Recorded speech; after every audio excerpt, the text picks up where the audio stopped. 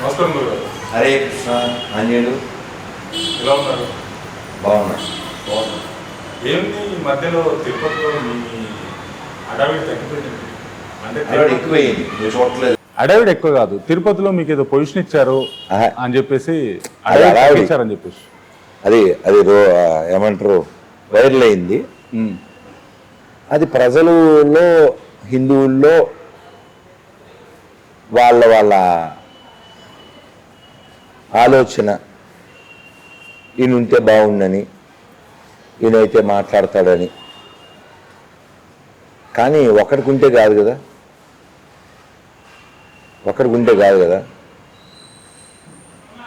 వెంకటేశ్వర అనుకుంటే అవుతుంది. అయితే నేను ఎప్పుడు చాలాసార్లు చెప్పిన మాట ఏమిటంటే, మొన్న కూడా సీఎం ఫస్ట్ ప్రమాణ స్వీకారం అవగానే తిరుమల వెళ్ళగానే ఒక చాలా వ్యాలిడ్ మాట చెప్పారు. ఏంటిది? మీరు ఏ దేవుడితో అయినా పెట్టుకోండి, వెంకటేశ్వరతో పెట్టుకోవద్దు అని. మనం చాలా తూర్లు చూసినాం, వేషాలు ఎవరెవరు వేసినా వాళ్ళకి రిజల్ట్ వచ్చింది. తిరుమలలో అంటే భక్తులని కష్టపెట్టినా, ఇబ్బంది పెట్టినా, అంటే భగవంతుడు శాస్త్రాల్లో ఏం చెప్పాడంటే, తనని దూషించిన, తనని అన్న ఆయన అంత రియాక్ట్ కాడు, కానీ భక్తులకి ఏమన్నా అయితే అది రియాక్ట్ అవుతుంది. ఇన్ని వేల లక్షల కోట్ల మంది భక్తులు వస్తున్నప్పుడు అందరూ శుద్ధ భక్తులు అని చెప్పలేము, కానీ ఒక్కడున్నా ఆ ఒక్కడి కోసం ఆయన రియాక్ట్ అవుతాడు. డబ్బులు ఇచ్చేసి తొందరగా దర్శనం చేసుకోవాలి, దగ్గర దర్శనం చేసుకోవాలి అనుకునే వాళ్ళు భగవంతుడి దగ్గర కారు. మీరు కూడా స్పెషల్ దర్శనంలో పోతారుగా మరి? అసలు నేను ప్రయత్నమే చేయనుగా. వైష్ణవులకి ఎర్లీ మార్నింగ్ 3 o'clock దర్శనం ఉంటుంది కదా, అది సాత్మార. మీరు దాంట్లో వెళ్ళారా? కాదు నాన్న, ఇప్పుడు అది ఎప్పటి నుంచో వచ్చేటువంటి ఆ సాంప్రదాయానికి నువ్వు డబ్బులు ఇచ్చి కొనుక్కుని వెళ్ళినంత తేడా లేదు. సాంప్రదాయం అది. వైష్ణవులకు ఎందుకు సాంప్రదాయం, వేరే వాళ్ళకి ఎందుకు లేదు? అది వైష్ణవ దేవాలయం కాబట్టి. దేవాలయం వాళ్ళదని చెప్పేసి నిరూపించడానికి మరి నార్మల్ జనాలు 4 రోజులు 5 రోజులు లైన్లో ఉంటున్నారు. మరి వాళ్ళ పరిస్థితి ఇప్పుడు అది స్వామివారు ఘన విష్ణువు అన్నమయ్య కొనియాడాడు, రామానుజాచార్యులు నిరూపించారు.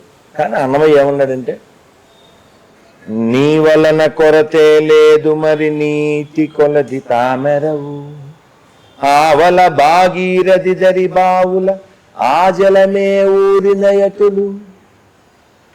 అలా ఆయన్ని ఎలా భావిస్తే అలా అనుకోండి. కాకపోతే అది వైష్ణవ క్షేత్రం కాబట్టి ఆ ప్రయారిటీ ఉంది.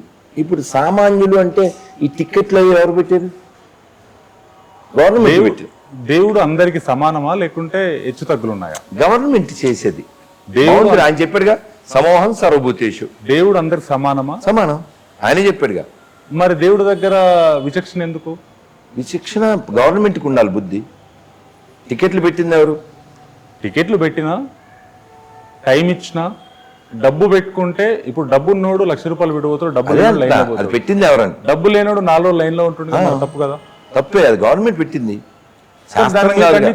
దానికి మీరు ఖండించవచ్చు కదా. ఎన్నిసార్లు అలాగే ఖండించాం. డబ్బులు ఇద్దని చెప్పాం, టికెట్లు కొనుక్కుని వెళ్ళొద్దని చెప్పాం, అలా దేవాదాయ శాఖ ఎత్తిపారేయాలని చెప్పాం, అన్నీ చెప్పించాంగా. దేవాదాయ శాఖ పెట్టింది ఎన్టీ రామారావు గారు కాదు. ఇప్పుడు దాన్ని నిరూపించి అవన్నీ తీసుకొచ్చి ఎన్టీఆర్ అని 30 ఏళ్ల క్రితం కదా. దేవాదాయ శాఖ వయసు దాదాపు 80-90 ఏళ్ళు దాని వయసు. ఇన్ కేసు ఇప్పుడు మీకు తిరుమలలో పొజిషన్ ఇచ్చారనుకోండి, ఈ మార్పులను చేర్పులను చేసే అవకాశం ఉందా? నా పరిధిలో ఎన్ని ఉంటే అన్ని చేస్తాను. నాకు చాలా ఆలోచనలు ఉన్నాయి. ఎన్ని కుదిరితే అన్ని చేస్తాం, స్వామివారు అనుగ్రహిస్తే కదా. అంటే దేవుడు మనం ఇక్కడుండి కొలుచుకుంటే మన కళ్ళ ముందు కనిపిస్తాడు, ఎక్కడున్నా కనిపిస్తాడు కదా. మరి తిరుమలకు వెళ్ళడమే దేనికి? ఆ స్థాయి పొందడానికి. స్థాయి దేవుని దగ్గర ఏముంటుంది? ఏముండదు కదా, అందరు సమానులు కదా. నువ్వేదో చెప్పావు కదా ముందు, ఏం చెప్పావు? ఇక్కడ నాకు కనపడతాడు, ఏ చెప్పావు కదా. ఆ స్థాయి నీకు రాలే కదా, అది రావడం కోసం ఇవన్నీ. ఒక్కసారి వెళ్ళారు, మరి ఆ విచక్షణ అక్కడ చూపించడం అనేది, టికెట్స్ అనేది లక్షలు పెట్టేదానికంటే తగ్గించే అవకాశం. జగన్మోహన్ రెడ్డి గారు ఉన్నప్పుడు టికెట్స్ పెంచారు, అంతకుముందు చంద్రబాబు నాయుడు గారు ఉన్నప్పుడు టికెట్ రేటు నార్మల్గా ఉంది. టికెట్ అనేది తప్పు కదా? కాదు నాన్న, ఇప్పుడు దేవాలయం అనేది ప్రభుత్వం దృష్టిలో ఏంటి, ఎర్నింగ్ పాయింట్, ఓకే, డబ్బులు వచ్చే ప్లేసు. తిరుమల మీద ఏ గవర్నమెంట్కైనా ప్రేమ ఎందుకు ఉంటుంది, డబ్బులు వస్తాయి కాబట్టి, అంతే, వెరీ సింపుల్. ఇప్పుడు ఆ డబ్బులు అక్కడికంటే ఇక్కడ వస్తున్నాయి అనుకో, ఇదే గొప్ప కూడా అయిపోద్ది. ఓకే, వెంకటేశ్వర స్వామి మీద భక్తి అలాంటి ఆలోచనలు ఏం కాదు అక్కడ, బికాజ్ ఆఫ్ మనీ ఫ్లోటింగ్, అంతే. అక్కడ వెంకటేశ్వర స్వామి భక్తి ఏం కాదు. 7 కోట్ల పేర్లు చెప్పమని చూద్దాం. నేను ఎన్నిసార్లు చెప్పాను, ఎవరైనా చైర్మన్ అవ్వాలన్నా, ఈవో అవ్వాలన్నా, అక్కడ ఏ పని చేయాలన్నా దే మస్ట్ నో. కనీసం ఒక 100 ప్రశ్నలకి 70 ప్రశ్నలకి ఆన్సర్ తెలియాలి వాడికి. ఎందుకని ఎవరి దగ్గర పని చేస్తున్నాడు? ఇప్పుడు నువ్వు TCS ఒక కంపెనీ ఉందా, తెలుసు. అందులో పని చేయాలంటే ఏం రావాలి? ముందుగా నా జాబ్కు నా క్వాలిఫికేషన్ దానికి తగ్గట్టు రావాలి కదా. కాబట్టి తిరుమల ఎవరిది? వెంకటేశ్వర స్వామిది. టీటీడీ అంటే తిరుమల తిరుపతి దేవస్థానం. సో అక్కడ జాబ్ కావాలంటే ఆయన గురించి తెలియాలి కదా. అదేదో మెటీరియల్ ప్లేస్ కాదు కదా. ఎవరో అడిగారు, మీరు ముందు ఏం చేస్తారు ఒకవేళ మీకు అధికారం వస్తే అన్నారు. ఏం చేస్తాం? శుద్ధి చేస్తాం. తిరుమలలో, తిరుపతిలో, టీటీడీలో ఓన్లీ హిందువులే ఉండాలి, ఎందుకంటే అది హిందూస్ ప్లేస్ కాబట్టి. సింపుల్. అలా చాలా. ఇప్పుడు మనకున్న ఆలోచనలన్నీ అమలవ్వాలంటే we need power to do. ఆయన కదా అందరికంటే ఎక్కువ అధికారం ఉన్నవాడు, జగన్నాయకుడు. అది ఆయన ఇష్టం. ఇప్పుడు మతం మారుతున్న ప్రజలకి, రకరకాల మనుషులకి మామూలుగా ఉండని చెప్పొచ్చు కదా. మీ వేషధారణ ఎందుకు వేసుకున్నారు? కాషాయం దుస్తులు వేసుకొని కాదు నాన్న. ఇప్పుడు నేను మాట్లాడడం మొదలుపెట్టిన తర్వాత ఇది వేసుకోలేగా. అంతకుముందుకు వేసుకున్నారా? మరి నేను 22 ఏళ్ళకి ఇస్కాన్లో జాయిన్ అయ్యాను. ఇప్పుడు ఎంత? ఇది 2024, 1999. నువ్వు షార్ట్ వేసుకునేందుకు ఇప్పుడు ఇంటర్ చేయకూడదు? చేయొచ్చు. నేను చేస్తే రానేమో అంతే. గుళ్ళోకి రావద్దు. నాకు నీకు ఇవ్వను కూడా అంతే. నేను వాడు ఎవడో నన్ను కలవడానికి వచ్చాడు, గెట్ లాస్ట్, లెక్కరు నాట్ ఎలవడు. మామూలు దుస్తులు వేసుకొనైనా చేయొచ్చు కదా. మీరు కాషాయం దుస్తులు వేసుకోవడానికి కారణం ఏంటి? దానికి దీనికి లింక్ కాదు కదా. అది నేను స్వీకరించాను మా గురువుగారి దగ్గర దీక్ష. ఇప్పుడు ఈ టాపిక్కి దానికి సంబంధం లేదుగా. నేను మా గురువుగారి దగ్గర దీక్ష స్వీకరించాను, ఇలా ఉన్నాను. ఈ టాపిక్ ఇది అవసరం మాట్లాడుతున్నాను, దానికి సంబంధం లేదుగా. దీక్ష అంటే ఏంటి అసలు? వెరీ గుడ్, ఇది మంచి ప్రశ్న. మనం సాధన చేస్తూ ఒక గురువుని ఆశ్రయించి ఆయన చెప్పిన విధానంలో, అంటే మాకైతే ఈ గౌడీయ సాంప్రదాయంలో కొన్ని నియమాలు ఉన్నాయి. మాంసం, మద్యం, ఈ సిగరెట్టు, కాఫీ, టీ, వెల్లిపాయ, జోదం ఇలాంటివి ఏమీ లేకుండా రోజు జపం చేస్తూ భగవద్గీత, భాగవతం చదువుతూ ఇలా భక్తి మార్గంలో మనం నడుస్తే గురువుగారు దీక్షిస్తారు. అది కొనసాగించాలి అంతే. అది ఎల్లకాలం కొనసాగించాలా లేకుంటే? ఎల్లకాలం కొనసాగించడానికే తీసుకోవాలి, ఫ్యాషన్గా తీసుకోకూడదు. ఇప్పుడు నువ్వేం అడగాలో నేను చెప్తాను. Hot topic. నిన్న ఒక జాతి తక్కువ వాడు పార్లమెంట్లో ఏమన్నాను? అదే వస్తుంది. ఓ జాతి తక్కువ వాడు అంటే వాళ్ళ తాత ముస్లిము, వాళ్ళ నాయనమ్మ పెళ్లి చేసుకుంది పార్సీ, వీళ్ళమ్మ బార్ డాన్సరు, ఎట్లీ క్రిస్టియను. ఈ రోజు అది నిన్న జరిగింది దానికి, ఈ రోజు కూడా జరిగింది దానికి. రాహుల్ గాంధీ గారు మాట్లాడిన దాని విషయం గారు ఎందుకు వాడికి, గాండుగాడికి? వాడు గాంధీయే కాదు, గాంధీకి ఆ గాండుగాడికి సంబంధం లేదు. వాడు శంకర జాతి. ఈ నాట్, వాడి పేరు రాహుల్ విన్సీ. వాడి గౌరవం ఏంటి? ఈ దేశానికి సంబంధం లేని దరిద్రుడు వాడు. వాడి పార్టీ విదేశీ, వాడు విదేశీ, వాళ్ళ అమ్మ విదేశీ. ఆ విదేశస్తుడు ఓట్లు వేసిన వాళ్ళు కూడా విదేశస్తులు పుట్టిన వాళ్ళే. అందుకే హిందువులంతా ఓ మాట అన్నాడు, హిందువులంతా కసాయి వాళ్ళు. ఆ మాట నిజం చేసి ఉంటే ఈ దేశంలో కాంగ్రెస్ ఉండదు, పాకిస్తాన్ పుట్టి ఉండదు. వాడు చెప్పింది నిజం చేయాలని కోరుకుంటున్నా. అంటే హిందువులందరూ కసాయి వాళ్ళు కావాలి. అవ్వాలి. ఎందుకు కసాయి వాళ్ళు అవ్వాలి? ఇలాంటి దరిద్రం లేకుండా ఉండటానికి. పాకిస్తాన్ ఎందుకు పుట్టింది? హిందువులు కషాయోళ్ళు అయింటే. ఇన్ని వేల దేవాలయాలు ఎందుకు ధ్వంసం అయిపోయినాయి? ఈ రోజు కూడా రోజు ఆవులు ఎందుకు కోయబడుతున్నాయి? ఇప్పుడు ముద్దరామయ్య అని కాంగ్రెస్ సీఎం, ఎక్కడ? కర్ణాటక. వాడు గుళ్ళో డబ్బులు 500 కోట్లు తీసుకుని వాడు ముస్లింలకి సగం, క్రైస్తవులకు సగం పంచిపెట్టాడు. పంచిపెట్టింది కాక 10 ఏళ్లలో పూజారులు తీసుకున్న జీతాలు వెనక్కి ఇవ్వాలన్నాడు. Every chance. వాడెవడో వేణుగోపాల్ అంట, కాంగ్రెస్ ఎంపీ, వాడి పేరు అది. వాళ్ళ లక్కూర్ గారు ఏమంటాడంటే, భగవద్గీత ఇన్స్పిరేషన్ తీసుకుని గాంధీని చంపాడు గాడ్సే అంటాడు. ఇప్పుడు భగవద్గీత ఇన్స్పిరేషన్తో అయితే కొత్త దేశాలు ఏం పుట్టలేదు కదా. మరి పాకిస్తాన్ ఏ ఇన్స్పిరేషన్తో పుట్టింది? బంగ్లాదేశ్ ఏ ఇన్స్పిరేషన్తో పుట్టింది? కాశ్మీర్లో ఈ రోజు కూడా మొన్న వైష్ణోదేవి దగ్గరికి వెళ్తుంటే బాంబు దాడి ఏ ఇన్స్పిరేషన్తో, ఏ పుస్తకంతో ఏర్పడింది? ట్విన్ టవర్స్ కూల్చడానికి ఏ పుస్తకం ఇన్స్పిరేషన్ అయింది? మతం. ఏదది? నాటకాలు వేయకూడదు. ఏ మతం అది కూడా చెప్పాలి. ఏ పుస్తకం వాడి మస్తకంలోకి ఎక్కితే వాడు ఇంజనీర్ చదివినోడు అలా దిగజారాడు. కాబట్టి నపుంసకులు మాత్రమే రాహుల్ అనేటువంటి జాతకువాన్ని సపోర్ట్ చేస్తారు. చెప్పండి. సరే, మీరు రాహుల్ గాంధీ ఒక మాట అన్నాడు, కానీ రాహుల్ గాంధీ కంటే ముందు అదే సభలో ఉన్న వాళ్ళు 4 మాటలు అన్నారు కదా. మరి ఇంకేంటి? హిందూ రాజ్యాంగం సవరణ చేస్తా అని చెప్పేసి మోడీ గారు అన్నారు. ఎవడయ్యే సొత్తు సవరణ చేయడానికి? ఎవరన్నారు ఇది? ఇంకో మినిస్టర్ అన్నాడు. ఏమని? రాజ్యాంగ సవరణ ఎందుకు చేస్తారు? ఎవడయ్యే సొత్తు, ఎవరి ఇష్టం వచ్చినట్టు వాళ్ళు చేస్తారా? ఇప్పుడు రాజ్యాంగం మొదటిసారి ఏం సవరణ కాదుగా. ఇప్పుడు ఎన్నిసార్లు అయింది? ఒకసారి నెట్లో కొట్టు కదా. రాజ్యాంగ సవరణ రిపీటెడ్గా జరిగే విషయం అది. అందులో టాపిక్ ఏముంది అసలు? మరి అంబేద్కర్ గారే మా కులదేవుడు, కులదైవం అని రకరకాలు చెప్పుకున్న వాళ్ళకి ఏం చెప్తారు? మరి పొద్దున్నేస్తే బైబిల్ చదివి సాయంత్రం జై భీమ్ అంటారు కదా. జై భీమ్ నినాదానికి 50-50 కాదు. మనం ఏం చెప్తాం నాన్న? నీతి లేని వాడికి ఏం చెప్తాం మనం? వాడేమో చెప్పుకునేది బుద్ధిస్టు, సండే అయితే గో టు క్రైస్ట్, సర్టిఫికెట్లో హిందూ. సరే, తను బుద్ధిస్ట్ అయిండు, కానీ మొట్టమొదటిసారి తను పుట్టింది వేరే మతంలో అయినా వేరే క్యాస్ట్లో అయినా, చదువుకుంది తన స్నేహితులైనా ప్రతి ఒక్కరూ, తను చేసుకున్న భార్య అయినా సరే బ్రాహ్మణులే. తను చదువుకోవడానికి అంబేద్కర్ గారికి ప్రతి ఒక్కటి హెల్ప్ చేసింది బ్రాహ్మణులే. తన క్లోజెస్ట్ ఫ్రెండ్స్ కూడా తన హైయర్ స్టడీస్కి హెల్ప్ చేసి డబ్బులు ఇచ్చి పంపించింది కూడా బ్రాహ్మణులే.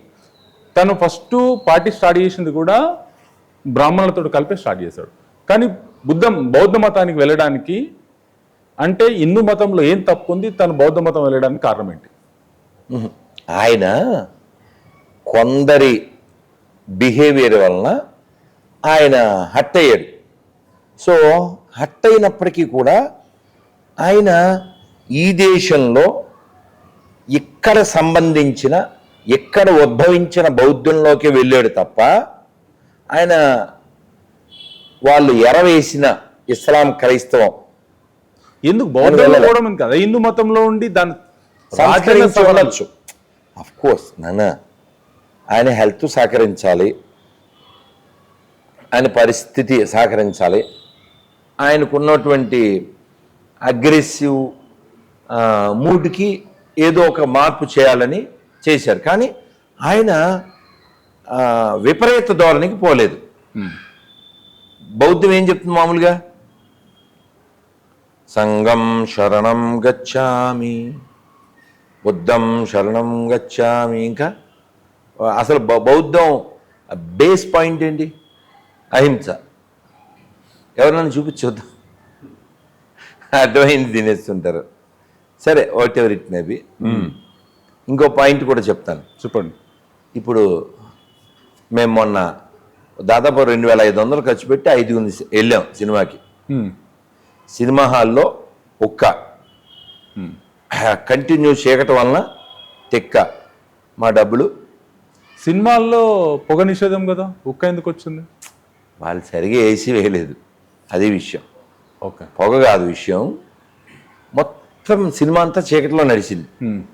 మామూలు ఏ సినిమా? కల్కి సినిమాకి వెళ్ళారా? మరి ఇంకేంది, ఇక్కడ ఏముంది. కల్కి సినిమాకి వెళ్ళారు కదా, కల్కి సినిమా చూసారు. కల్కి సినిమాలో అమితాబ్ బచ్చన్ గారు వేసిన క్యారెక్టరు అశ్వత్థామ. అశ్వత్థామ శక్తి మొత్తం ఇక్కడనే ఉందా, లేకుంటే ఆయన కవచ కుండాలలో ఉందా? నువ్వు రీమిక్స్ చేయకు వాళ్ళలాగా. కవచ కుండలాలు ఉండేది కర్ణుడికి. ఓకే, ఈయనకి ఒక మణి ఉంది. ఆ మణి ఇక్కడుందా, ఇక్కడుందా? కాదు, యాక్చువల్గా అది తల మీదే ఉంటుంది. దాన్ని అర్జునుడు కోసేశాడు అప్పుడే. ఎప్పుడు? అర్జునుడా కృష్ణుడా? అర్జున్. మరి ఇక్కడ కృష్ణుని చూపించారు. సినిమా కదా చెప్పేదంటే, అలా చాలా చేశారు. చాలా చెప్దాం, చాలా మిస్టేక్స్ ఉంటాయి. చెప్పండి, ఇంకేం మిస్టేక్ చేశారు? ఇప్పుడు సినిమాటిక్గా తీయాలనుకున్నారు. మనం ఒకదానికైతే నాగ్ అశ్విన్ని మెచ్చుకోవాలి, డబ్బులు పెట్టినందుకు అశ్విని దత్ మెచ్చుకోవాలి. అలాగే ఇంకా ప్రభాస్ బంగారుకొండ, చిన్నపిల్లడు, బుజ్జిగాడు. కానీ సినిమా ఈ సబ్జెక్టు తీసుకోవడాన్ని మనం మెచ్చుకోవాలి. ఓకే. ఎందుకంటే కల్కి అనేటువంటి అవతారం రాబోతుంది అని మనకి శాస్త్రాల్లో, పురాణాల్లో చెప్పబడింది. కాకపోతే ఇందులో వీళ్ళు ఊరికి 6000 సంవత్సరాలన్నీ పెట్టేది. కానీ శాస్త్రం ఏంటంటే, ఇది కలియుగే ప్రథమ పాదే అంటాం మనం. ప్రథమ పాదం ఇది. ఇంకా 4,27,000 సంవత్సరాలు. ఓకే. 4,32,000లో 5,000 అయితే 4,27 ఉంది. సరే, ఆ కలియుగం చివరి ఎలా ఉంటుంది అదంతా చాగంటి కోటేశ్వరరావు గారు చెప్పారు, భాగవతంలో చెప్పారు, పురాణాల్లో చెప్పారు, భవిష్య పురాణం, ఇంకా చాలా వాటిలో. అయితే ఈ అశ్వత్థామ క్యారెక్టర్ని ఒక పెద్ద క్యారెక్టర్లా లేపి చూపించారు. మన ఇందులో పాజిటివ్గా నాగశ్విన్ మూడ్లో చూసుకుంటే ఓ చెడ్డోడు మంచోడు అయినట్టు. ఎందుకంటే మహాభారతంలో అశ్వత్థామ ఎవరు? విలన్ పక్షం కదా, కౌరవుల పక్షం. దుర్యోధనుడికి నమ్మిన బంటులాగా. దుర్యోధనుడు మడుగులో ఉంటే అతను ఇంక చచ్చే టైం, చచ్చేవాడి దగ్గరికి వెళ్ళి ఇంకా పగ తీర్చుకోవడానికి ఇంకేం చేయాలని వాళ్ళ 5గురి తలలో తెచ్చేయమని ఇతను పడుకున్నటువంటి ఉప పాండవుల తలలు నరికేసి, ఆ తర్వాత అతన్ని కట్టి తీసుకొస్తారు అర్జునుడు, భీముడు. భయపడిపోతుంటాడు. వాళ్ళిద్దరూ గుద్దుగుద్దేసి వస్తారు. ద్రౌపది చెప్పుద్ది, వదిలేయింది, నేను ఇప్పుడు నా పిల్లలను కోల్పోయి అనుభవిస్తున్నటువంటి దుఃఖమే వాళ్ళ అమ్మ అక్కడుండి అనుభవిస్తుంటుంది. ఇప్పుడు మన దగ్గర వీడు ఉన్నాడని ఆవిడికి న్యూస్ అయితే అందుతుంది కదా, నేను పొందిన బాధ ఇంకో తల్లి పొందకూడదు. అటువంటి మహాపతివ్రత ద్రౌపది. సరే, ఈ డిస్కషన్ నడుస్తుంది, వీడిని ఎలా వేసేద్దామని.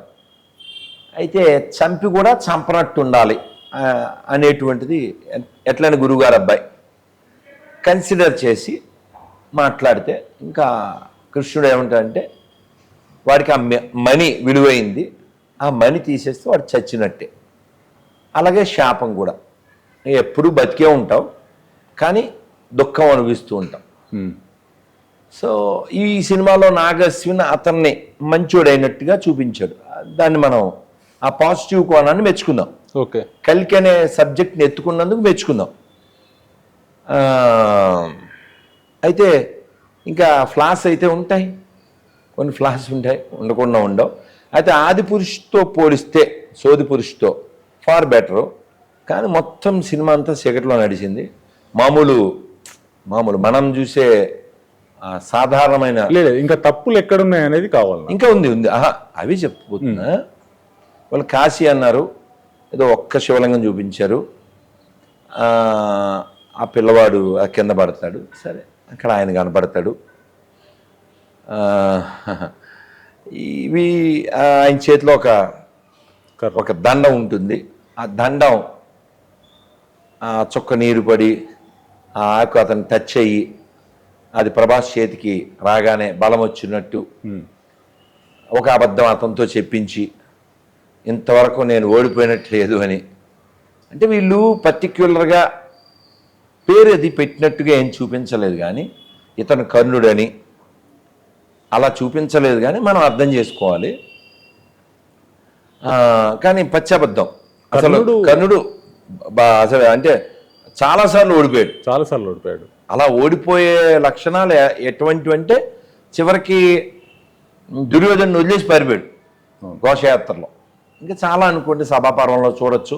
ఇతను వాచాలత్వం అంటే తెల్లు నోటితో, అందులో తోపు ఇతని వల్లనే సలహాదారు అంటారు కదా, ఇతని వల్లనే దుర్యోధనుడు బాగా మట్టానికి వెళ్ళిపోవడానికి కారణం.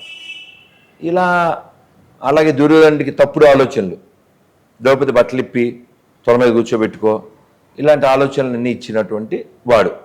సో అతని దగ్గర మంచి గుణాలు దానం విషయంలో ఉండొచ్చు, కానీ మిగిలినవన్నీ మైనస్లు ఉన్నాయి. అయితే ఈ సినిమాలో ఏదో ఎత్తి చూపించినట్టుగా ఏదో ఓ 10 పైసలు అలా ఉంది, కానీ ఎవరు అజయ్ దేవరకొండ, విజయ్ దేవరకొండ అతనేమో అర్జున్ లాగా, ఇతను కర్ణుడు లాగా, ఆయన అశ్వత్థామ లాగా, కృష్ణుడు కనీ కనపడకుండా 4 క్యారెక్టర్లు ఇంకేమున్నాయి అంతే కదా. ఇంతే పాపం చాలామంది ఎక్కువ రియాక్ట్ అయిపోతున్నారు, అంత అవ్వక్కర్లేదు. అవమానించినట్టు ఏం తీయలేదు నాగశ్విను, అతను తెలిసింది తీశాడు. అయితే మన సలహా ఏంటంటే దీనికి ఇంకా కంటిన్యూషన్ తీస్తాడు అన్నట్టుగా ఉంది. అబ్బాయి తెలుగు అబ్బాయి కదా నాగశ్విను, ఎవరు అబ్బాయి నాకు తెలీదు, హైదరాబాదే. వాళ్ళమ్మ జేజే హాస్పిటల్, వాళ్ళమ్మ డాక్టరు జేజే హాస్పిటల్ అని చెప్పేసి మన ఇక్కడ మోతినగర్ దగ్గర ఇక్కడే పుట్టి ఇక్కడే పెరిడా.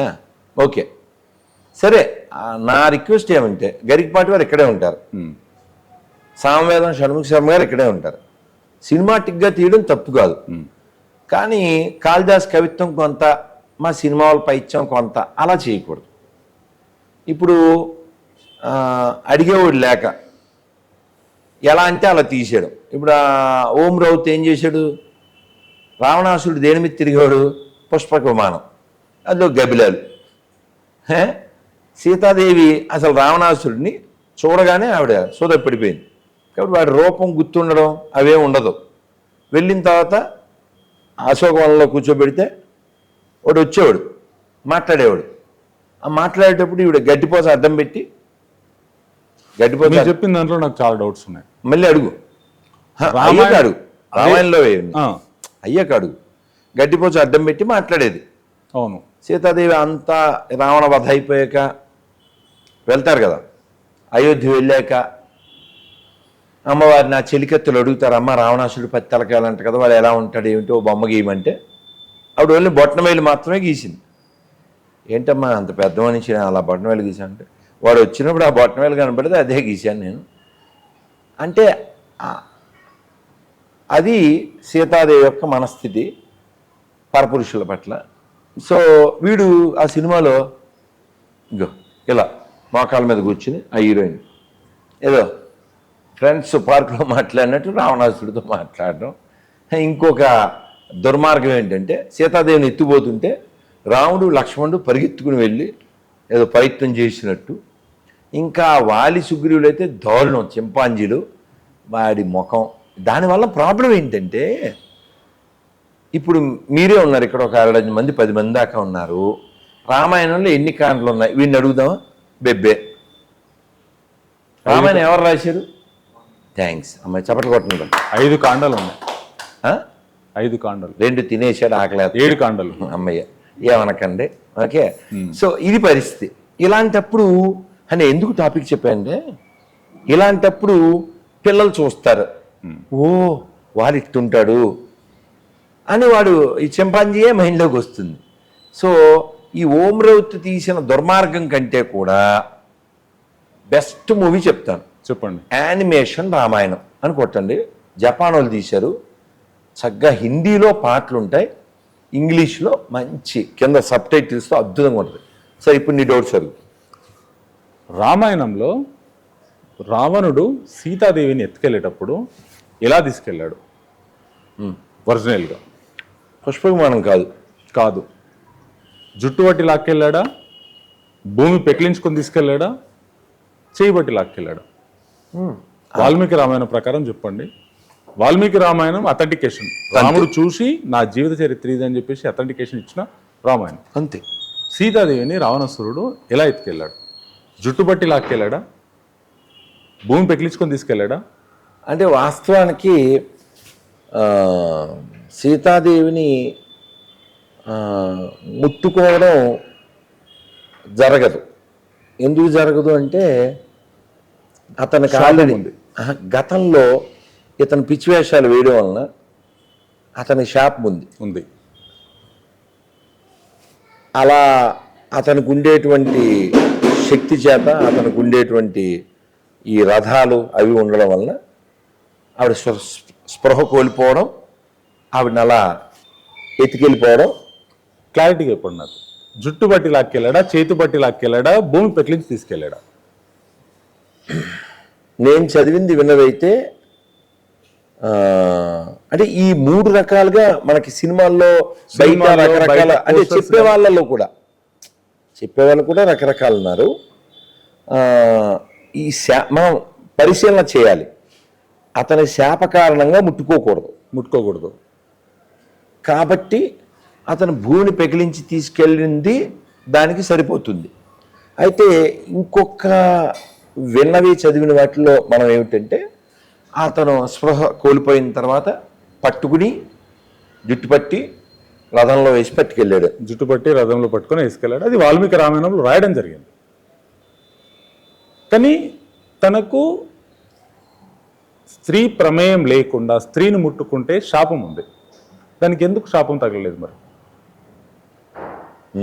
రావణాసురుడికి పరాయి స్త్రీని తన ప్రమేయం లేకుండా ముట్టుకుంటే 100 ముక్కలు 3000 ముక్కలే శాపం ఉంది. ఆ శాపం ఉన్నప్పుడు సీతాదేవిని జుట్టు పట్టుకొని మెలేసి తీసుకెళ్ళాడని చెప్పి స్పష్టంగా వాల్మీకి రామాయణంలో రాసింది. మెలేసి పట్టుకున్నప్పుడు స్త్రీని తాకినట్టే కదా, మరి ఆ శాపం ఎందుకు తగలేదు దానికి? ఇది మంచి ప్రశ్న. మనం పెద్దవాళ్ళని అడుగుదాం, గరిపాటి వారిని, సామవేద వారిని అడుగుదాం. ఎందుకంటే పెద్దలు వారి ద్రష్టలు అంటారు. వివిధ పురాణాల్లో, ఇప్పుడు రామాయణం గురించి పద్మపురాణంలో కూడా ఉంటుంది, రామాయణం గురించి భాగవతంలో కూడా ఉంటుంది. ఆ ఎక్స్ప్లెనేషన్లో మనకి ఆన్సర్ దొరుకుతుంది. మనకు భగవద్గీత కాకముందు, భగవద్గీత కంటే ముందు ఎన్ని వేల పుస్తకాల తర్వాత భగవద్గీతను షార్ట్అవుట్ చేసి ఒక భగవద్గీతను మన ముందు తీసుకొచ్చారు. మధ్యే మహాభారతంలో అదొక పార్ట్. మహాభారతంలో ఒక పార్ట్ అదంతే. మహాభారతం 1,00,000 శ్లోకాలు కదా, అందులో 700 శ్లోకాలు ఒక భాగం. ఎందుకు 1,00,000 శ్లోకాలు ఉన్నప్పుడు 700 శ్లోకాలని తీసుకోవడానికి ప్రధాన వాళ్ళు మాట్లాడుకున్నది అది. 1,00,000 శ్లోకాల్లో చాలామంది ఉంటారు కదా, ఉద్యోగ పర్వం, ఇంకా సభా పర్వం, ఇంకా చాలా ఉన్నాయి. అందులో అర్జునుడు కృష్ణుడు మాట్లాడుకున్నది మాత్రమే ప్రధానం. ఎందుకు ప్రధానం?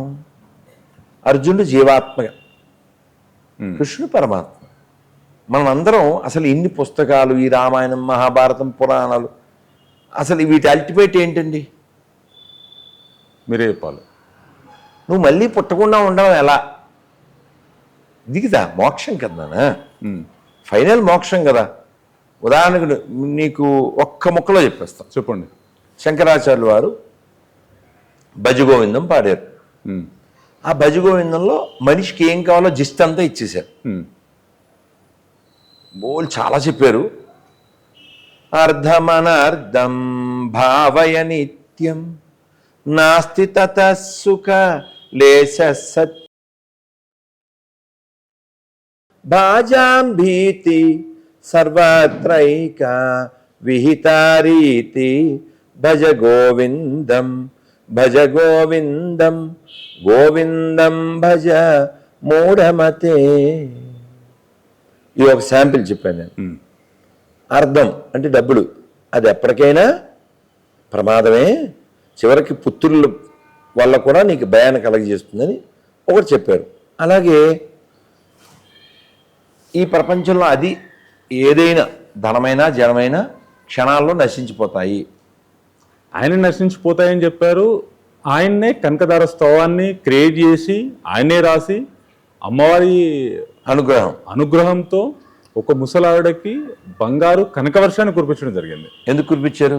ఎందుకు? రీజన్ ఏంటి? ఎందుకు? ఇక్కడేమో ధనం వల్ల వైరాగ్యం చెప్పారు, ధనం వల్ల పాపం అన్నాడు, రేపొద్దున వైరాగ్యం ప్రమాదం అని చెప్పాడు. కానీ ముసలావిడెక్కు చావు అంచుల్లో దగ్గరలో ఉంది, ఇంకా 10 రోజుల్లో చనిపోతుంది. ఆ ముసలావిడకు అంత ధనం ఇవ్వడానికి రీజన్ ఏంటి? ఎప్పుడైనా నీ కోసం నువ్వు చేసుకోకూడదు.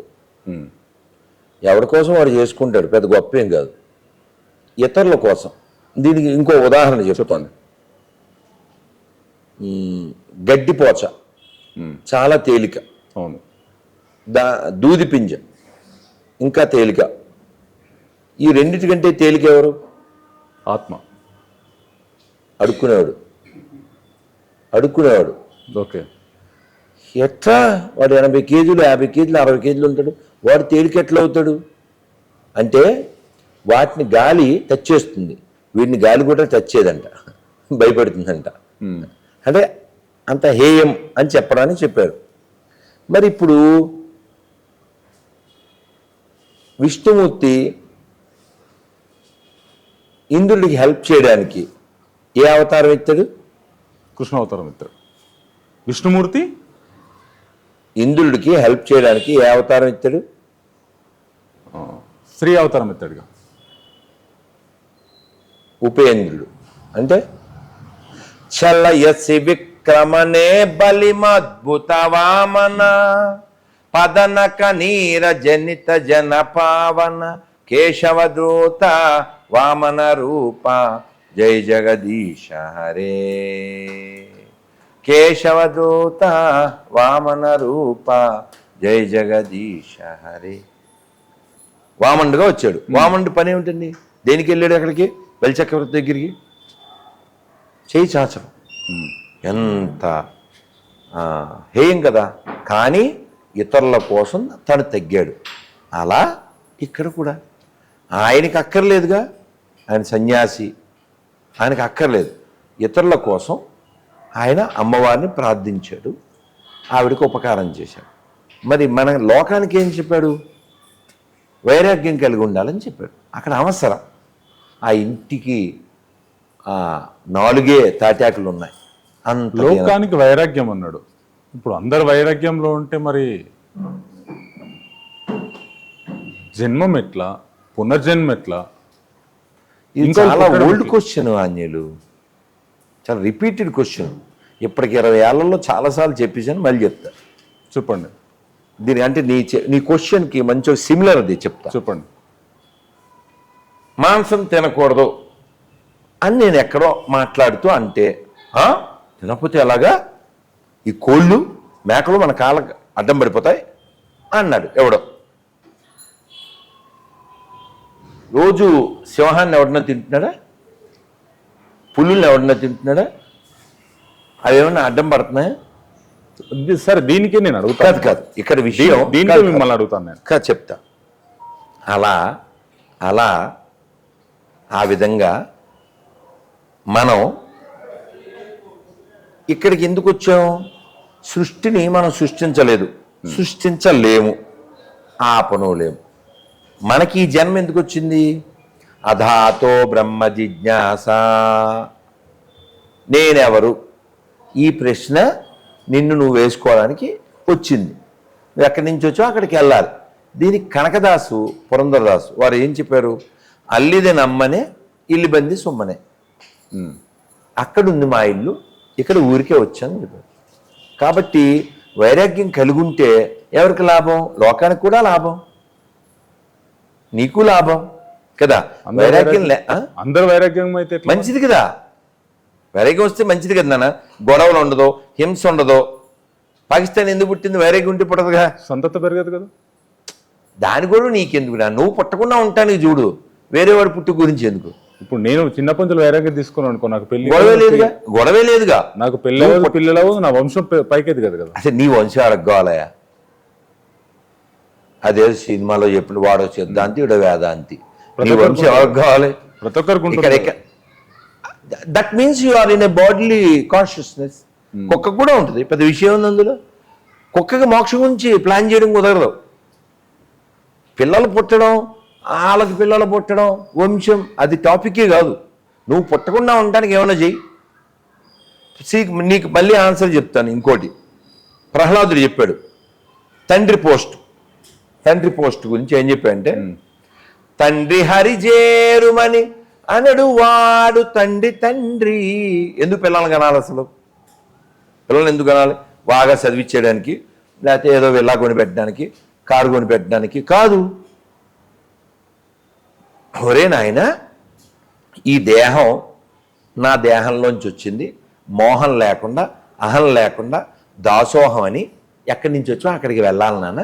ఇది భక్తి మార్గం, ఇది ముక్తి మార్గం అని చూపించగలిగితే కను.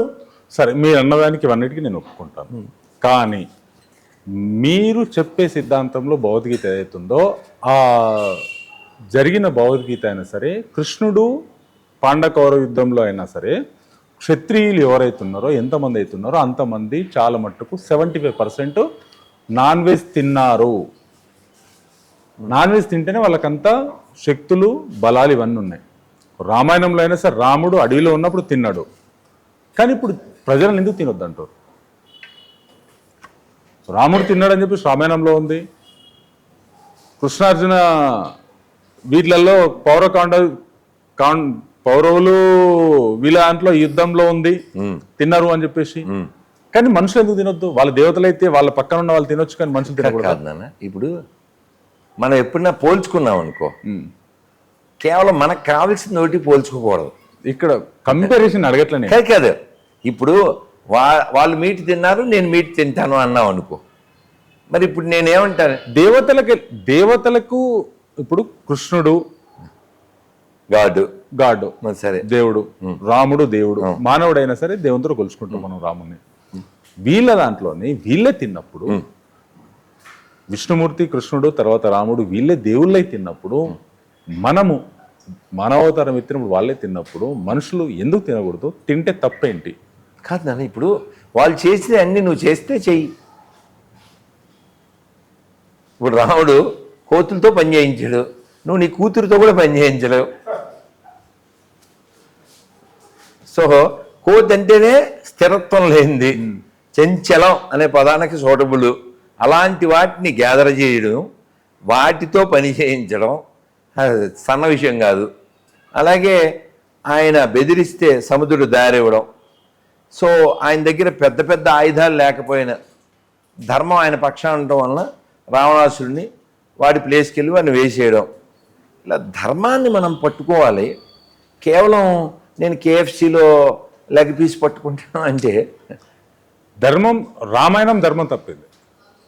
రామాయణం ధర్మం తప్పింది. ఇప్పుడు మనం చూసుకున్న మాట చూసుకున్నట్టయితే, రావణాసురుడు సీతమ్మని జుట్టుపట్టి తీసుకెళ్ళినప్పుడు స్త్రీని తాకితే 3000 ముక్కలు అవుతారని చెప్పేసి అప్పుడు ఆయనకు శాపం ఉంది, అది అవ్వలేదు. రీజన్ తెలియదు, మనకి తెలుసుకుందాం. అవ్వలేదు. దేవుడు నాన్ వెజ్ తింటే మంచిది కానప్పుడు దేవుడు నాన్ వెజ్ తిన్నాడు. ఈయన రాముడు కూడా ధర్మం తప్పి బాణం ఇడిచాడు. ఎవరి మీదకి ఇడిచాడు? ధర్మం తప్పి ఎవరి మీదకి విడిచాడు? బాలిసుగ్రీవుల గొడవల మధ్య నేనెందుకు పోవడం కారణం ఏంటి? కాదు, ఇప్పుడు ధర్మం తప్పి అని నువ్వు వెళ్ళి డిక్లేర్ చేస్తావు? రామాయణంలో రాస్తుంది కదా, చూపించు. అన్నదమ్ముల గొడవల మధ్యలో పోయి చాటుగా ఉండి బాణం వేయాల్సిన అవసరం కాదు కదా. అక్కడ ఎవరిని ఆశ్రయించారు? ఆశ్రయించిన ఎక్కడ అధర్మం కాదు. రాముడు అధర్మాన్ని సంహరించాడా, ధర్మపరంగా ఉన్నోని సంహరించాడా? నీ సొంత స్వలాభం కోసం అధర్మాన్ని సమర్పించావు. వాళ్ళ సైన్యము రాజ్యము మొత్తం నీ తోడుస్తుంది. రావణాసురునికి దండయాత్ర చేయొచ్చు అన్న దాని స్వలాభం కోసం. పోనీ నువ్వు చెప్పింది అనుకుందాం, వాలి అలా నేల మీద పడుండి అయ్యో ఈ పాటి దానికి వాడిని ఎందుకు ఆశ్రయించడం, నన్ను అడుగుంటే తోకతో అన్నాడు కదా.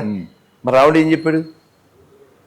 రావుడు ఆన్సర్ చెప్పాడు లేదా? చెప్పాడు, నువ్వు అధర్మవర్తండు, అందుకనే నువ్వు జంతువులా ప్రవర్తించావు కాబట్టి జంతువుని చాటు నుంచి వేయాలి, అందుకే వేసా అన్నాడు. ఇంకో విషయం ఏంటంటే, ఇప్పుడు మీ అబ్బాయి నిన్ను దవడ మీద కొట్టాడు అనుకో, దాన్ని నువ్వు సమర్థిస్తావు. చిన్నపిల్లోడు కదండి, దోమ ఉందని కొట్టాడు, ఏదో అలా సంథింగ్ లైక్ దట్.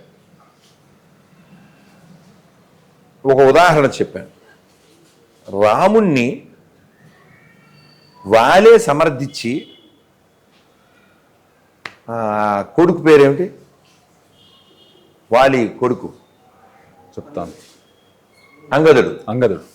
అంగదుడిని జాగ్రత్తగా చూసుకోమని చెప్తాడు కదా, అవునా? ఇప్పుడు వాళ్ళకి లేని బాధ నీకెలా వస్తుంది? దేవుడు ఇప్పుడు వాళ్ళు ఎవరైతే రాముడి చేతిలో మరణించారో వాళ్ళకే పెయిన్ లేదు. నీ తీర్పు పనేముంది అసలు? అంటే జనాలకు డౌట్ ఉందిగా చాలా మందికి. ఆన్సరు వాలిచ్చాడుగా, వాలిచ్చాడు కదా నాన్న. ఇప్పుడు నిన్న ఏదో క్వశ్చన్ అడిగాడు వేరే యాంకర్, నేను ఒక ప్లాస్టిక్ బాటిల్ ఈ బాటిల్ చూపించాను, ఏది ఇసరమంటా అన్నాను. డిపెండ్ ఆన్ ఆ క్వశ్చన్ బట్టి సరదాగా. అలాగా అక్కడ వాలే సాటిస్ఫై అయినప్పుడు అసలు he's answered and satisfied and he left the body. కల్కిలో చేసిన తప్పులు ఏంటి? కల్కి జనాల్లోకి వెళ్తుందా? ఈ నిజంగా ఉన్న అవతారం కరెక్టేనా? కాదు నాన్న, ఇతను నేను ఫీల్ అయింది ఏంటంటే ఇంకా చాలా బాగా తీయచ్చు. అంటే ప్రభాస్ ఒక కొండ, బంగారు కొండ, కానీ అతన్ని అంటే బుల్లెట్ ఇవ్వాల్సినోడికి లోనా ఇచ్చినట్టు, టీవీఎస్ 50 ఇచ్చినట్టు అతన్ని వాడుకోలేదు. ప్రభాస్ని వాడుకోవాల్సినంత బాగా వాడుకోలేదు. చాలా బాగా వాడుకోవచ్చు, చాలా ఫన్నీగా, కామెడీగా, చాలా బాగా అతని స్టామినాని జస్ట్ క్యాజువల్గా ఉంది. ఉండవలసిన జోషు, ఉండవలసిన స్పీడు ఏం లేదు.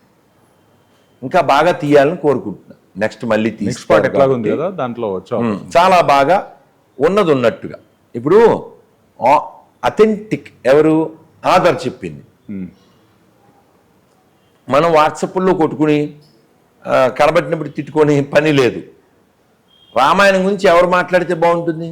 వాల్మీకి మాట్లాడాలి, నువ్వు నేను మాట్లాడకూడదు. మీ ఇంట్లో వాళ్ళ గురించి నువ్వు మాట్లాడాలి. మహాభారతం గురించి ఎవరు మాట్లాడాలి? వ్యాసుడు మాట్లాడాలి కదా. ఫైనల్ ఎవరు? వ్యాసుడు. అక్కడ ఫైనల్ ఎవరు? వాల్మీకి. మనం అందులో ఏమి కలపకూడదు, ఏమి తీయకూడదు. Okay, simple sir. అందుకని నాగశ్విని ప్రయత్నం అయితే అభినందిద్దాం. కనీసం ఈ వంకనైనా హూ ఇస్ కల్కి అని సెర్చ్ చేస్తారు. అందులో మిరియం ఏవో కలిపాడు రేపటి కోసం అని. మళ్ళీ కమలాసనం, శంబల నగరం ఉంది అని చెప్పి. శంబల ఉంది ఉందా శంబాల? ఇప్పటికీ ఉందా శంబల నగరం? అంటే కలియుగంలో కూడా కలి ప్రవేశం లేనటువంటి పవిత్ర నగరం. ఓకే, అది కాబట్టి నాగశ్వుని ప్రయత్నం అయితే మనం అభినందిద్దాం. ఇంకా బాగా తీయాలని కోరుకుని, ఇతనే కాదు, వక్రీకరణ చేయకుండా సినిమాటిక్గా తీయడం తప్పు కాదు, వక్రీకరణ చేయకూడదు. మొట్టమొదటిసారిగా ఎలక్షన్స్ అయిపోయిన తర్వాత నరేంద్ర మోడీ గారు పార్లమెంట్లో కూర్చున్నప్పుడు రాహుల్ గాంధీ గారు రకరకాల విమర్శలు, శివుడి ఫోటో, రకరకాలుగా హిందువులు, హింసావాదులు రకరకాలుగా విమర్శించడము ఇవన్నీ జరిగినాయి. వీటిపైన హిందువుల పైన మాట్లాడడం వల్ల ఒరిగేదేంటి? దీనిపైన మీరు గమనించాలి. అంటే ఏ టాపిక్ అయినా పరిశీలన చేయండి. మొదటి నుంచి కాంగ్రెస్ పార్టీ విదేశీ పార్టీ. వాస్తవం ఇది. WHO హ్యూమ్ అనేవాడు స్థాపించాడు, నెంబర్ 1. అలాగే గాంధీ అనే పర్సన్ ఎవరైతే ఉన్నారో మన రూపాయి నోట్ల మీద ఉండే ఆయనకి నెల నెల 100 రూపాయలు వచ్చేదంట. ఎక్కడి నుంచి? బ్రిటిష్ వాళ్ళ నుంచి. మొన్న ఎవరో ఒక లేఖ పెట్టారు. సో 100 రూపాయలు ఎక్కడ తీసుకున్నాడు? బ్రిటిష్ వాళ్ళ దగ్గర. ఎవరి మీద ఫైట్ చేశాడు? బ్రిటిష్ వాళ్ళ మీద. నువ్వు నమ్మాలంతే. ఓకే. అలాగే వాళ్ళ ఫోన్ వాడుకోవడం, వాళ్ళ కారు వాడుకోవడం, ఒక్కసారి కూడా దెబ్బ తినకపోవడం, ఒక్క దెబ్బ కూడా తినపోవడం, అందరికి బుల్లెట్లు జరిగి నడిరోడ్డు మీద చనిపోతుంటే కూడా తనకి. సో దీన్ని బట్టి మనకి అర్థం. సో అదేదో అంటారు కదా, అదేంటంటారు, క్రికెట్లో అంటారే ముందే ఫిక్స్, మ్యాచ్ ఫిక్స్ అంతేనా, మ్యాచ్ ఫిక్స్ అని మనకి అర్థమైపోద్ది. అది పక్కన పెడదాం. ఓకే. అండ్ నెక్స్ట్ ఎవరు పిఎం అవ్వాలి అని ఓటింగ్ పెడితే 22 రాష్ట్రాలు ఏమో ఉంటే 21 మంది పటేల్కి వేశారు. సో అయినా పటేల్ పిఎం అవ్వలే. ఈ పొరమోకాయుడు, అదే సుఖరోగి, అతని పేరేంటి, చిచి Nehru. Okay. Discovery of India అనే పుస్తకంలో వాడు ఏం చెప్పాడంటే I'm the last English prime minister of India అని చెప్పాడు. నేను చెప్పలే. By culture I'm Muslim, by education I'm Christian, by accidentally I born as Hindu అని చెప్పాడు. సో వాళ్ళ తాత ఎవరు, వాళ్ళ నాన్న ఎవరు, ఈ నెహ్రూ కూతురు ఎవరు, ఈ కూతురు ఎవరిని పెళ్లి చేసుకుంది, ఈ కూతురు అయిన ఇందిరకి పుట్టినటువంటి రాజీవ్ ఎవరిని పెళ్లి చేసుకున్నాడు, ఆ ఎవరిని పెళ్లి చేసుకుంటే 54 ఏళ్ల యువకుడు పుట్టాడు ఇప్పుడు రాహుల్ గాంధీ. ఈ not just joker, is also other countries broker. ఎందుకంటే బ్రోతలకు పుట్టాడు కాబట్టి ఇంకా బ్రోతల్ మెంటాలిటీతోనే ఉంటాడు. ఇంకోటి ఏంటంటే కాంగ్రెస్ ఎప్పుడు కూడా ధర్మనాశనం చేయడానికి ఎప్పుడు ప్రయత్నం చేస్తూ ఉంది. కాంగ్రెసే అఫిడవిట్ ఇచ్చింది సుప్రీంకోర్టుకి, మాకు రామాయణం మీద నమ్మకం లేదు అని. మరి ఖురాను మీద నమ్మకం లేదు అని ఏమన్నా ఒకటి ఇస్తుందా? బైబిల్ మీద నమ్మకం లేదని ఇస్తుందా? ఎందుకంటే వాళ్ళ మోటో అది, how to destroy this country. మీరు గమనించండి, అంటే ఇదంతా చరిత్ర సుమ, నా సొంతం కాదు. మన దేశంలో హిందుత్వాన్ని నశింపచేయడానికి మొఘళ్ళు, తురుష్కులు, హూనులు, సెకులు, డచ్ వాళ్ళు, పిచ్చి వాళ్ళు, బ్రిటిష్ వాళ్ళు ఎంతోమంది ప్రయత్నం చేశారు. హిందువులను నశింపజేశారు, దేవాలయాలను నశింపజేశారు, గోవుల్ని నరికారు, స్త్రీలను మానభంగం చేశారు, ఎత్తుకుపోయారు, మతం మార్చారు, దేశాన్ని ముక్కలు చేశారు. They done all. కానీ ఇందిరాగాంధీ అధికారంలో ఉండి ఎంతకంటే ఎక్కువ చేసింది. ఏంటది? ఈ త్రికోణం బొమ్మోడి పెట్టి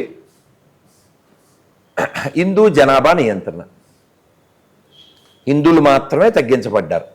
ఆవిడ హయాంలో బలవంతంగా మగవాళ్ళకి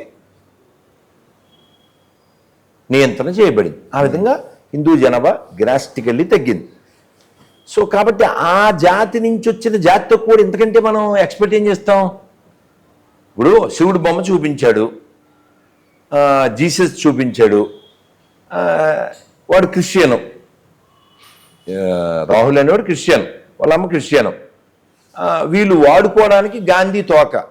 ఇంకా పెద్ద జోక్ ఏంటంటే వాళ్ళ అక్క, వాళ్ళ భర్త పేరేంటి, Vadra. So she supposed to be called Priyanka Vadra. మళ్ళీ కానీ పిలిచేది ప్రియాంక గాంధీ. గాంధీకి వీళ్ళకి సంబంధం లేదైనా అది వాడేసుకుంటూ ఉంటారు జనాన్ని చీట్ చేయాలి కాబట్టి. పాకిస్తాన్ అనే దేశం ఎందుకు పుట్టిందో నెహ్రూ యొక్క వీడియోస్ కూడా ఉన్నాయి,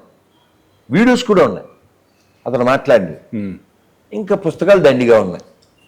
కాబట్టి ఈ దేశ నాశనాన్ని కోరుకుని ఈ దేశం ఎప్పుడు అఖండంగా ఉండాలని కోరుకోనటువంటి, మొక్కలవ్వాలని కోరుకునేటువంటి, ఈ దేశంలో ఎందరో సైంటిస్టుల్ని చంపించినటువంటి, దేవాలయాలు సొమ్ము పట్టుకెళ్ళి హాజ్ యాత్రకి జెరూసలేంకి ఇచ్చేటువంటి ఆలోచనలు చేసినటువంటి వీళ్ళ నుంచి నువ్వు ఇంకేం ఎక్స్పెక్ట్ చేస్తావు?